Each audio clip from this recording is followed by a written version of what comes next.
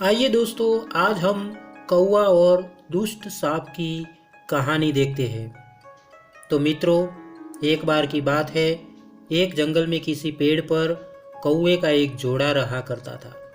वो दोनों खुशी खुशी उस पेड़ पर जीवन बसर कर रहे थे। एक दिन उनकी इस खुशी को एक सांप की नज़र लग गई। जिस पेड़ पर कौवों का घोंसला था, उसी पेड़ के नीचे बने बिल में सांप रहने लगा था। जब भी कौवों का जोड़ा दाना चुगने के लिए जाता, सांप उनके अंडों को खा जाता था। और जब वो वापस आते तो उन्हें घोंसला खाली मिलता था। लेकिन उन्हें पता नहीं चल पा रहा था कि अंडे कौन ले जाता है। इस प्रकार से कई दिन निकल गए। एक दिन कौवे का जोड़ा दाना चुगकर जल्दी आ गया तो उन्होंने देखा कि उनके अंडों को बिल में रहने वाला एक सांप खा रहा है। उसके बाद उन्होंने पेड़ पर किसी ऊंचे स्थान पर छिपकर अपना घोंसला बना लिया। सांप ने देखा कि कौवों का जोड़ा पहले वाले स्थान को छोड़कर चला गया है। लेकिन शाम होते ही दोनों वापस पेड़ पर आ जाते हैं। इस प्रकार कई दिन निकल गए। कौवे के अंडों में से बच्चे निकल आए और वो बड़े होने लगे। एक दिन सांप को उनके नए घोंसले का पता चल गया और वह कौवे के जाने का इंतजार करने लगा। जैसे कौवे घोंसला छोड़कर गए, सांप उनके घोंसले की ओर बढ़ने लगा। लेकिन किसी कारण से कौवों का जोड़ा वापस पेड़ की ओर लौटने लगा। उन्होंने दूर से ही सांप को उनके घोंसले की ओर जाता देख लिया और जल्दी से वहां पहुंचकर अपने बच्चों को पेड़ की ओट में छुपा दिया। सांप ने देखा कि घोंसला खाली है तो वह कौवों की चाल समझ गया और वापस बिल में जाकर सही मौके का इंतजार करने लगा।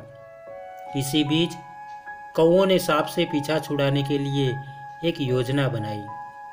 कौवा उड़कर जंगल के बाहर बने एक राज्य में चला गया। वहां एक सुंदर महल था।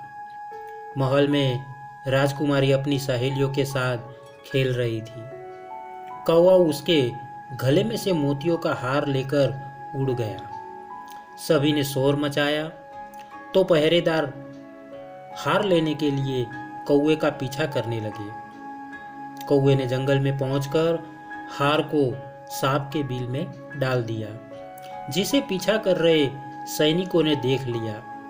जैसे ही सैनिकों ने हार निकालने के लिए बिल में हाथ डाला तो सांप फुंकारता हुआ बाहर निकल आया।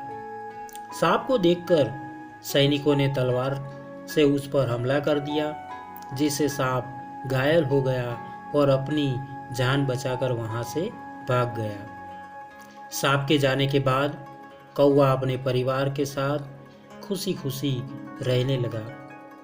कहानी से हमें यह सीख मिलती है इस कहानी से यह सीख मिलती है कि कभी भी निर्बल का फायदा नहीं उठाना चाहिए, साथ ही मुसीबत में समझदारी से काम लेना चाहिए।